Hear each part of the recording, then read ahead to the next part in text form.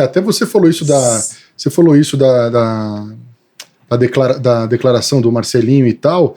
Queria saber de você também sobre isso, até para falar um pouquinho sobre futebol recente, saber de você do Memphis, da declaração que ele deu agora, como é que isso recai sobre o grupo, falar um pouquinho sobre o Ramon Dias. Mas, Rogério, tem um episódio teu no Corinthians que é a final de 2002 e tem muita gente que fala assim, pergunta pro Rogério como é que tudo aconteceu, que é o lance do Robinho. Sim. Que o Robinho vem pedalando ali e você é um cara que sempre marcou muito bem, o cara sempre deu o bote muito bem, ali até pelo Robinho ser um cara que tava numa fase brilhante, né? Ele acaba te jogando pra dentro da área e você acaba fazendo pênalti. Queria que você falasse um pouquinho sobre esse lance. E tem cara que fala até hoje, Rogério, pedalada, isso te incomoda? Não, porque acho que o maior culpado disso tudo foi eu, né? Poderia ter evitado, enfim, falando do lance em si, poderia ter interceptado a jogada antes, ter feito a falta, enfim... mas ali é uma tomada de decisão, uma coisa muito rápida. E como a gente havia falado, eu sempre procurei ser leal, jogar na bola. Naquele momento eu fiquei esperando o momento certo para poder dar o bote e roubar a bola dele, né? Eu fui fazendo a contenção para ele tomar a decisão e eu esperar. Poderia ter feito ao contrário, de repente eu ter tomado a decisão, ter encarado, feito a falta, esbarrado. Não sei se ia conseguir. Opa, beleza? Tá vendo o vídeo no celular? Não esquece de se inscrever aqui no Alambrado, hein? Bom vídeo pra você, um abraço. Fazia falta ou não, eu não tinha muita noção, porque eu fui andando para trás. De repente, se o Fábio falasse para mim para a jogada, porque o Fábio estava quase na mesma linha que eu. Ele estava na mesma linha que eu. Então, eu não sabia se eu estava com cobertura ou não. Então, foi uma tomada de decisão. Eu quis tomar aquela decisão naquele momento, de esperar o momento certo para dar o bote e roubar a bola. Enfim, acabou acontecendo, acabei fazendo a falta dentro da área que acarretou no pênalti. Cara, bola vida que segue. Nunca te incomodou essa história de pedalada, então? Não, assim, Cascão, o que mais me incomoda é o pessoal falar que eu sou reconhecido pelas pedaladas do Robinho. É isso que me incomoda, até porque... Você tem 36 gols pelo Corinthians. Não, mas eu já tive uma história antes, né? Sim, sim. Eu não sou reconhecido só por causa que eu tomei as pedaladas do Robinho, enfim. Pode ser lembrado, sou lembrado por causa disso, sim. Mas não, eu já tinha minha história dentro do futebol. Inclusive o capitão Fábio Luciano, que eu trabalho com ele na ESPN, falei que tava vindo conversar com você, te mandou um abraço, falou assim, fala pro Rogério que eu tava atrás dele, e até se de repente eu ia dar a chegada também, se não fosse você, de repente ia ser ele, ia ser o próximo, sim, porque o Robinho tava naquele... Só tem um detalhe, Rogério, que é legal falar, porque o Corinthians sempre é aquele time que todo mundo fala assim, o Corinthians é beneficiado. Se você entrar aí no YouTube e você escrever lance que mudou a final de 2002, e se você lembra desse lance, o Brasileiro de 2002, primeiro jogo da final, 19 minutos de jogo, tava 1-0 já pro Santos, primeiro jogo. O Robinho dá uma entrada criminosa no David.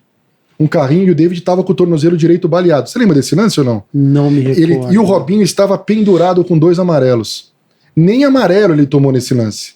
E muito menos o vermelho. Inclusive na narração, que era o Galvão Bueno, Arnaldo César Coelho, eles falam na hora do lance que era lance para expulsão direto. E o Robinho não recebeu nem cartão amarelo, e não era para ele ter jogado o segundo jogo da final. É só ver o lance, não tô inventando nada. Tem isso aí no YouTube? Põe lá, o lance que mudou a final de 2002. Que azar o meu, hein? Você entra e você vai ver uma falta aqui, tanto que o David sai no primeiro jogo. E era o artilheiro do Corinthians. É verdade, eu falei assim, eu vou falar isso pro Rogério, porque eu acho que ele não sabe disso, cara.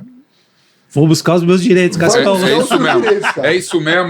Mas eu tô curioso agora pra ver. Porque esse lance de Rogério Pedalada é injusto, porque você é um cara que tem 228 jogos e 36 gols e 4 títulos, e também porque o Robinho não era pra ter jogado esse jogo, Cascão. É isso aí. Ô, Rogério, aí na sequência da sua carreira, você recebeu a proposta do Benfica de Portugal, certo? Não, Sporting, né? Eu havia recebido a proposta do Benfica na época também. Sim. Quando estava no Corinthians, e não houve o acerto. Certo. Aí depois que veio a proposta do Sporting. Aí você foi pro Sporting. Aí conta como é que foi o desenho da sua carreira, enfim, com quantos anos você parou? Eu parei com 32 anos. Pô, parou cedo, né? Parei cedo. Lesão? Parei cedo. Não, por que pareça, eu só tive uma lesão séria na carreira, que foi o rompimento do reto femoral. Isso é chato. E fiquei 40 dias mais ou menos parado, mas depois já retomei. Acho que foi a única.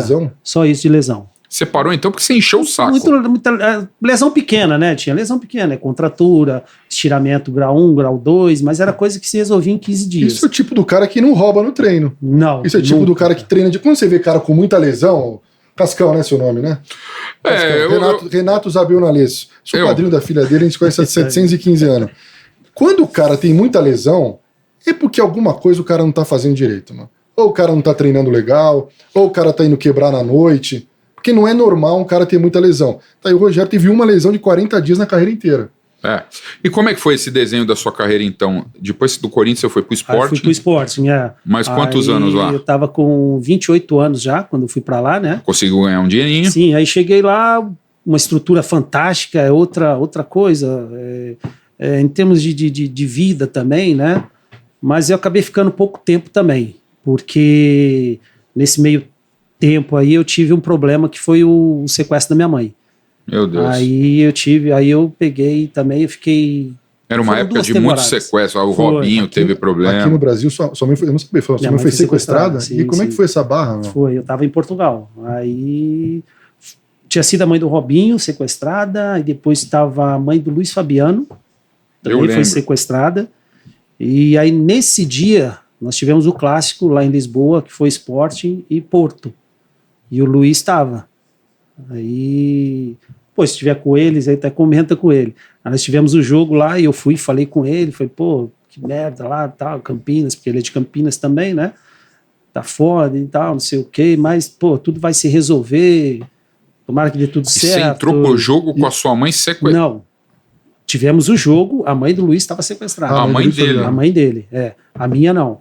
Aí falei com ele, deu uma mensagem de apoio para ele e tal, enfim, acabou o jogo, fui jantar, depois do jogo fui jantar, aí recebo a ligação da minha irmã.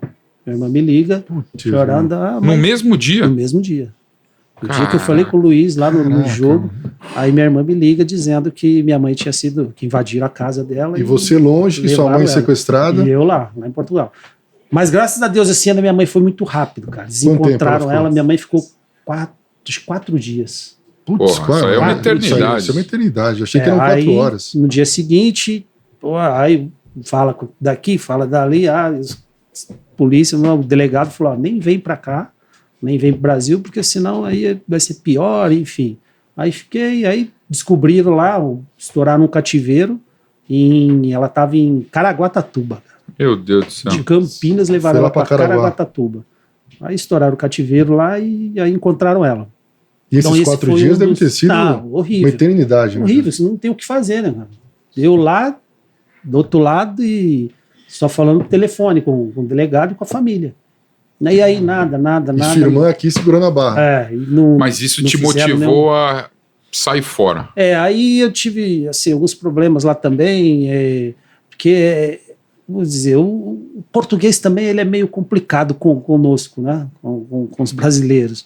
E aí eu vi algumas desavenças lá, enfim, muita encheção de saco, aí eu tendo que aguentar Liedson, tendo que aguentar Anderson Polga. Vocês jogaram juntos no Corinthians, né? Jogamos juntos no Corinthians, E o Liedson, Liedson, aquele cara magrelinho, mas o bicho é chato, ranzinza, e todo dia chegava para treinar e ele reclamava, eu não aguento essa merda, eu vou embora, eu não quero ficar mais aqui, eu vou embora. Aí ele me contaminou e eu acabei vindo embora e ele continuou ficando lá. Ele era ídolo lá, né, o Liedson? O Liedson ficou mais. E ele chegava todo dia pra você, eu não aguento mais. Não aguento mais esses caras, eu não aguento mais, eu quero ir embora. E ele batia de frente com o treinador, porque lá tinha um treinador que não deixava treinar de calça. Muito frio, você tinha que treinar de shorts, meião lá em cima, caneleira. Ele não deixava, deixar de blusa assim, mas de calça não deixava. O Liedson botava a calça, ele mandava o Liedson tirar, o Liedson não tirava. Tava um rolo desgraçado. O Liedson era chato, porque magrelinho era enjoado. Mas era bom de bola. Mas jogava muito, pô. Resolvia. Ele resolvia, na época do Sporting ele resolvia pra gente.